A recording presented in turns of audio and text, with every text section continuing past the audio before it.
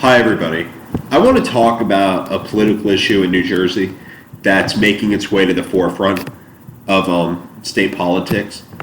And it's actually more or less something that both candidates in the gubernatorial race have kind of neglected to talk about, and for good reason. It's a very dividing issue, and people are kind of very mum when it comes to talking about it. The issue is teacher tenure in the state of New Jersey. Unlike a lot of other states like Florida or Texas or other parts of the country, New Jersey has traditionally given teacher tenure to all public school teachers K through 12. And the reason for that is the idea that it promotes academic freedom, meaning that a teacher can teach freely without fear of political persecution or that a political predator somewhere up the food chain is going to try and get them shit-canned, for lack of a better word.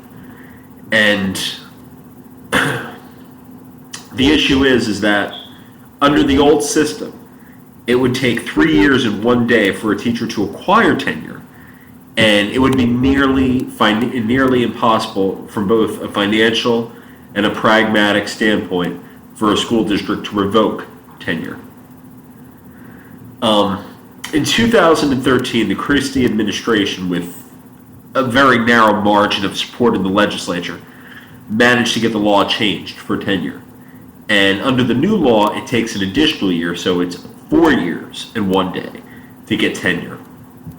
And not just that, but the legal issue becomes that tenure can be revoked without any form of judicial review, meaning that the teacher doesn't have any right to seek judicial review of the tenure revocation or the termination decision.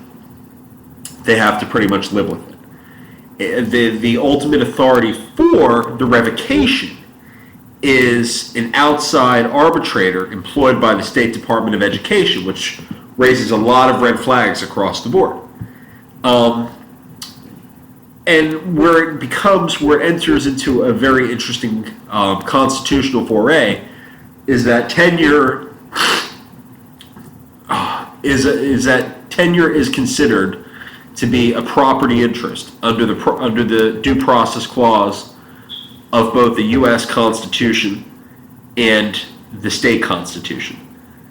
And because it's a cognizable property interest under the due process clause, there has to be a minimum level of judicial scrutiny before that interest can be taken away.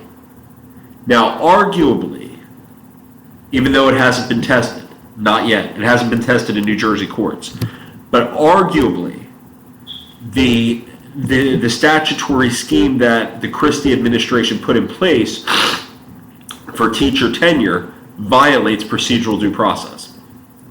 Because the teacher has no right to seek judicial review of the tenure revocation decision. It's being done by the revocation decisions being done by the executive branch, which kind of raises a lot of separation of powers issues. And ultimately, I have the utmost faith that in the next 2 to 3 years, at the very most, New Jersey's teacher tenure law is going to be invalidated by the state Supreme Court.